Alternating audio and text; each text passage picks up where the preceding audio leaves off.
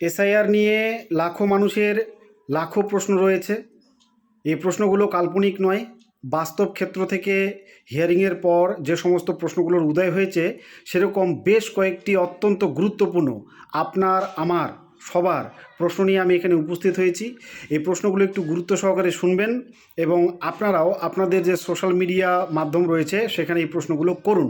যদি নিজে না করতে পারেন তাহলে ভিডিওটাকে শেয়ার করে প্রশ্নগুলোর জবাব চান। যদি এই প্রশ্নগুলোর জবাব পাওয়া যায় তাহলে আমরা বুঝব যে এসআইআর সঠিক উদ্দেশ্যে সঠিক পথে হচ্ছে। যদি না পাওয়া যায় তাহলে আর কিছু বলছি না। প্রথমে শুনে নিন, ভারতের 12টা রাজ্যে এই মুহূর্তে এসআইআর চলছে। তার মধ্যে কিছু ইউনিয়ন টেরিটরিও রয়েছে, যেমন আন্দামান নিকোবর দ্বীপপুঞ্জ, ছত্তিশগড়, গোয়া, গুজরাট, কেরালা, লাক্ষাদ্বীপ, মধ্যপ্রদেশ, উত্তরপ্রদেশ, পুডুচেরি, রাজস্থান, ওয়েস্ট বেঙ্গল। এই রাজ্যগুলোর মধ্যে আমরা পশ্চিমবাংলা অর্থাৎ ওয়েস্ট বেঙ্গলের বাসিন্দা।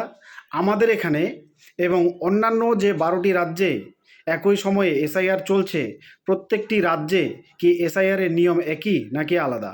যদি আলাদা হয় কেন? যদি একই হবে না কেন? একটু ক্ল্যারিফাই করবেন। এবার চলে আসি সরাসরি প্রশ্নগুলোতে। প্রশ্নগুলো খুবই ইম্পর্টেন্ট এবং জনতার প্রশ্ন। বাস্তব ক্ষেত্র থেকে বাস্তব অভিজ্ঞতার মাধ্যমে মানুষ যে প্রশ্নগুলো নিয়ে প্রচণ্ডভাবে হয়রান, সেই প্রশ্নগুলো এখানে রাখছি। আপনার প্রশ্ন, আমার প্রশ্ন, আপনি আপনার ওয়ালে এই প্রশ্নগুলো করুন। না পারলে ভিডিওটিকে শেয়ার করে প্রশ্নগুলোর জবাব চান। তো প্রশ্ন হচ্ছে, কোন রাজ্যে, আমাদের রাজ্য ছাড়া আর কোন রাজ্যে এই জিনিসগুলো হচ্ছে? প্রথম, 6 জনের বেশি সন্তান ম্যাপ হয়েছে, এই অজুহাতে পশ্চিমবঙ্গ ছাড়া আর কোন কোন রাজ্যে নোটিশ ধরিয়ে ডাকা হয়েছে? 2 নম্বর প্রশ্ন, 1 জন 2 জন বা 3 জন সন্তান থাকার পরেও 6 জনের ম্যাপিং হয়েছে, এই নোটিশ পশ্চিমবঙ্গ ছাড়া আর কোন রাজ্যে ধরানো হয়েছে?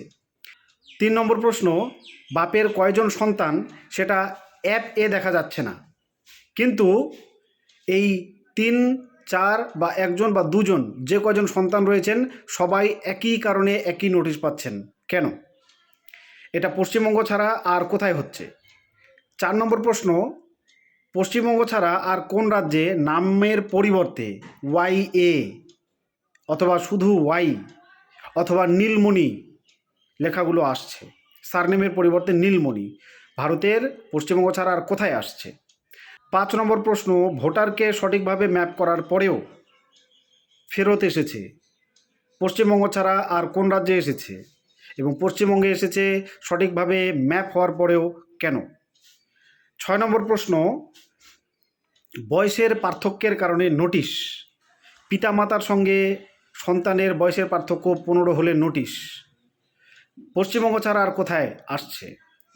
আর এই যে বয়সের পার্থক্য, এর বাস্তব ভিত্তি কি? কি দেখে আপনারা বয়সটা বিচার করছেন? আমাদের বেশিরভাগ পশ্চিমবঙ্গবাসীর, ভারতের অন্য রাজ্যের কথা আমি বলছি না কারণ তার সঠিক তথ্য আমার কাছে নেই, পশ্চিমবাংলায় বসবাসকারী 40 ঊর্ধ্ব 50 ঊর্ধ্ব বেশিরভাগ গ্রামীণ মানুষের জন্মের প্রমাণপত্র নেই। তারা ভোট তুলতে গিয়েছিল, সেই এপিক কার্ডে 1/1/1995 লিখে একটা ধারণামূলক বয়স বসিয়ে দেওয়া আছে। সেই বয়সের সঙ্গে অ্যাকচুয়ালি তাদের ডেট অফ বার্থের তেমন কোনো সম্পর্ক নেই, কারণ তারা ডেট অফ বার্থ প্রুফ নিয়ে যায়নি। তাহলে সেই বয়সকে ধরে সন্তানের সঙ্গে 15 বছরের কম বয়স দেখিয়ে নোটিশ ধরানো হচ্ছে কেন? আর যদি যুক্তিসঙ্গত কারণে নোটিশ ধরানো হয়ে থাকে তাহলে পশ্চিমবঙ্গ ছাড়া আর কোন রাজ্যে এই কাজ করা হচ্ছে জানতে চাই। দাদু দিদার সাথে নাতি নাতনির যারা প্রজনী দেখিয়েছে তাদের বয়সের পার্থক্যের কারণে নোটিশ ধরানো হয়েছে, পশ্চিমবঙ্গ ছাড়া আর কোথায় এবং কেন? আমি আবারও বলছি, এই বয়সের কিন্তু সঠিক কোনো প্রমাণপত্র নেই, শুধু একটা আন্দাজ করে এপিক কার্ডে বয়সটা বসানো ছিল। তার ভিত্তিতে বয়সটা সঠিক আছে কি না আপনারা কি করে জানলেন? কারণ এপিক কার্ডকে বার্থ প্রুফ হিসেবে আপনারা নিজেরাও দেখেন না, ওটা বার্থ প্রুফ হিসেবে কোথাও অ্যাকসেপ্টেবলই নয়। তাহলে সেই হিসেবে বয়সের পার্থক্য আপনারা কি করে করলেন? আমরা যে আন্দাজ করে বয়সটা লিখে দিয়েছিলাম এসআইআর ফর্মে, অনেকে যে আন্দাজ করে ফর্মটা ভরেছিল, কারণ তাদের কোনো ডেট অফ বার্থ নেই। 1/1/1995 এরকম উল্লেখ করে একটা বয়স বসানো আছে, সেটা ধরে হিসাব করে আমরা বসিয়েছি। সেই হিসেবে তাদের নাতি নাতনি এবং সন্তান সন্ততির হিসাব করলে চলবে না।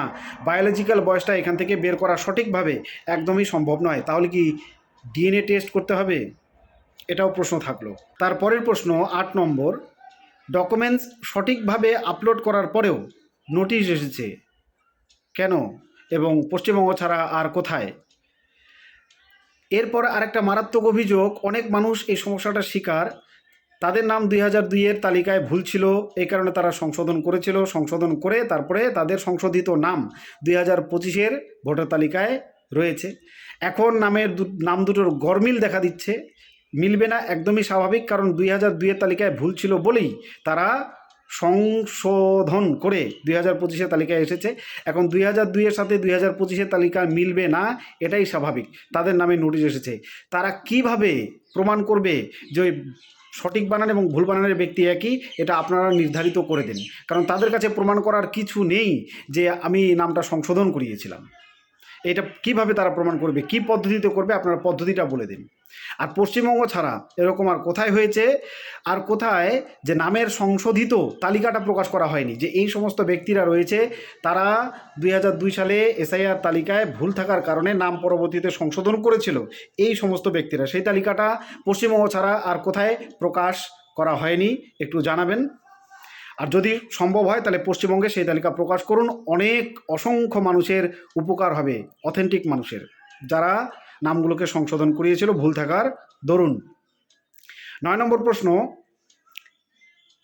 নামের সংশোধিত তালিকাটাকে গ্রাহ্য না করে তাকে নোটিশ ধরানো হয়েছে কেন? মানে ওই যে কথাটা একটু আগেই বললাম সেটাই, সংশোধিত নামটা গ্রহণ করা হয়নি। আমাদের বলা হয়েছিল 2002 সালের তালিকায় যদি ভুল থাকে সেটাই লিখতে, সেটাই মানুষ লিখেছে, এবং 2025-এর তালিকায় যেমনটি রয়েছে ভোটার তালিকায় তেমনটা দেখে দেখে লিখতে, তাই করেছে।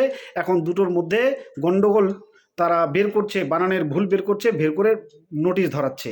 এটা কেন হচ্ছে? পশ্চিমবঙ্গ ছাড়া আর কোথায় হচ্ছে? খুব গুরুত্বপূর্ণ প্রশ্ন, ডোমেসাইল সার্টিফিকেট অ্যাকসেপ্টেবল নয় কেন এসআইআর হিয়ারিংয়ে? ডোমেসাইল সার্টিফিকেট কি কোনো মামুলি জিনিস? এটা পেতে একজন নাগরিকের যতগুলো প্রমাণ, পাসপোর্ট করতে যে সমস্ত প্রমাণগুলো দরকার হয় তার প্রায় সবগুলোই দরকার হয় ডোমেসাইল করতে। তাহলে ডোমেসাইল সার্টিফিকেটটা অনেকের আছে, তারা হিয়ারিংয়ে ব্যর্থ হয়ে ফিরে এসেছেন, কেন আসবেন? এটা তো ভারত সরকার প্রদত্ত একটা নথি। পশ্চিমবঙ্গ ছাড়া আর কোথায় এই ডোমিসাইল সার্টিফিকেট অ্যাকসেপ্টেবল নয়, কাইন্ডলি জানাবেন। তারপরের প্রশ্ন, জমির দলিল 1960, 1950, 1970 সালের, এটা কি বৈধ কাগজ নয়? এটা কি সরকার প্রদত্ত নথি নয়? বা এই জমির কাগজটাকে আরও একটু স্ক্রুটিনি করে এর সত্যতা কি যাচাই করা সম্ভব নয়? তাহলে এই জমির দলিলটাকে নথি হিসেবে দেখা হচ্ছে না কেন এসআইআরে? এবং পশ্চিমবঙ্গ ছাড়া আর কোথায় এটা করা হচ্ছে, দয়া করে একটু জানাবেন। নেক্সট কোয়েশ্চেন হচ্ছে school living certificate. School living certificate দিয়ে নতুন ভোট তোলার ক্ষেত্রে অ্যাপ্লিকেশনে গ্রাহ্য, কিন্তু এসআইআর নথিতে সেটা গ্রাহ্য নয় কেন? এক্ষেত্রে আপনারা যেটা করতে পারেন, সেটা যে রেজিস্টার দেখে স্কুলের সংশ্লিষ্ট কর্তৃপক্ষ সেই সার্টিফিকেটটা ইস্যু করছে, আপনারা চাইলে বলতে পারেন সেই রেজিস্টারটার একটা কপি ফটো করে, তার একটা কপি বের করে সেটাকে অ্যাটাস্টেড করে নিয়ে যেতে। এটা করা যেতে পারে, তাহলে অথেন্টিকেশনটা তো প্রুভ হয়। কিন্তু আপনারা সেই সার্টিফিকেটটাকে দেখছেন না। 1985 সালে, তার মানে 1987 সালে জুলাই মাসের 1 তারিখের আগে 1985 সালে অনেকের জন্ম, তারা স্কুলে পড়েছিল, স্কুলে ভর্তি হয়েছে 1985 সালের আগে, তারা স্কুল লিভিং সার্টিফিকেটটা দেখাতে পারবে না কেন? অ্যাজ আ বার্থ প্রুফ কেন পারবে না? এটা কিন্তু প্রশ্ন। যেহেতু এই সার্টিফিকেট অন্যান্য সরকারি কাজে চলছে, তাহলে এসআইআর সেটাকে প্রুফ হিসেবে গ্রহণ করবে না কেন? নথিগুলোকে সংশোধন করার প্রয়োজন রয়েছে, এবং পশ্চিমবঙ্গ ছাড়া আর কোথায় এই স্কুল লিভিং সার্টিফিকেট চলছে না? এবং তার সাথে পশ্চিমবঙ্গ ছাড়া আর কোন রাজ্যে অ্যাডমিট কার্ডকে এসআইআর, ইসিআই অ্যাকসেপ্ট করছে না? প্রশ্ন রইল অথরিটির কাছে, দয়া করে জানাবেন। তারপরে খুব গুরুত্বপূর্ণ প্রশ্ন, 2002 সালের যে সমস্ত ব্যক্তিরা ভোটার তালিকায় ছিল সেই সমস্ত ব্যক্তিদের কোনো কাগজ দেখাতে হবে না, এবং তাদের সন্তান সন্ততি যারা তাদেরকে দিয়ে প্রজনী করবে তাদেরও কোনো কাগজ দেখাতে হবে না। একথা ঘোষিত এবং অথরিটি ঘোষণা করেছে এই কথাটা। তারপরেও সবাইকে কাগজ দেখানোর নোটিশ ধরানো হচ্ছে কেন?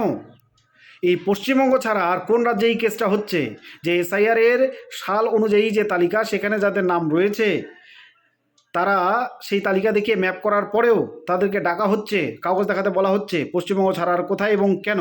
ঘোষণা করা হয়েছিল যে তাদের কোনো কাগজ দেখাতে হবে না, তাহলে এখন কথা পাল্টে যাচ্ছে কেন? পরের খুব গুরুত্বপূর্ণ প্রশ্ন, এবং এই প্রশ্নটা দিয়ে আমি শেষ করছি।